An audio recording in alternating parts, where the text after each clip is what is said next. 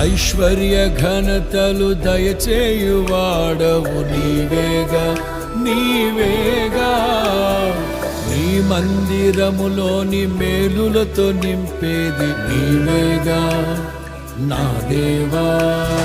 నీవే భూమ్యాకాశములు పట్టజాలని దేవుడవు.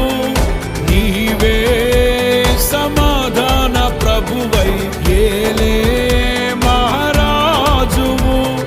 నీ కీర్తి కీర్తింతును. ఎల్ ఎలోహిం నీవే, ఎల్ షద్దై